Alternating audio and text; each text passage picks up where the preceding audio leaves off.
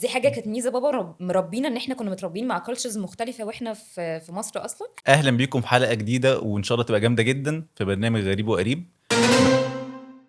دي حاجه كانت ميزه بابا مربينا ان احنا كنا متربيين مع كالتشرز مختلفه واحنا في مصر اصلا. اوكي. فكان معانا different cultures، فكان بالنسبه لنا عادي بره يعني. المدرسه بقى كان ايه بقى ما كنتش بتعامل مع سعوديين خالص، ودي كانت ازمتي. مم. بعدين بقى يعني إيه ما كنتش بتعمل بس ما ده كانش في معايا الأول سعوديين. يعني كانت ولا؟ الانترناشونال زمان كان ممنوع دخول سعوديين، ما اعرفش ليه. يعني انا كان معايا بنوته واحده بس سعوديه، دي داخله كانت واسطه دي، ها؟ لا كانت معاها البريتش، يعني الجنسية البريطانية. يعني كانت بريتش مش أوكي. سعوديه اصلا. سعوديه بريطانيه.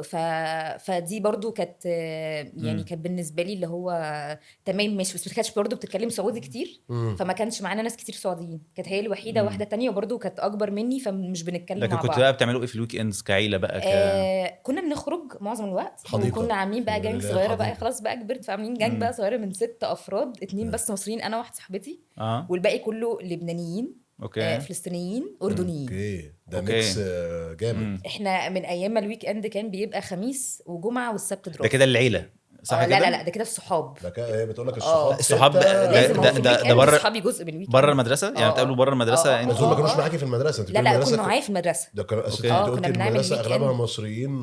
ده في الاول، في وبعد كده الأول لما نقلت رحت بقى مدرسه تانية. انترناشونال بقى اغلب اوكي. بقى في فانت ديزاين بره المدرسه مختلف. كنت بتقابليهم يعني في الويك اندز. ده بنخرج بقى. أوكي. يعني لازم نخرج، خروجة نروح بقى فين بقى؟ كومباوندز، فاكره اكيد طبعا كومباوند المحيا بقى والحاجات الصلاة على دي، النبي بقى. ونخرج بقى الفيصليه أيوة. والمملكه شوف والحاجات الاماكن دي. اصلا تحسها ما تديش اي ايحاء للبوظان.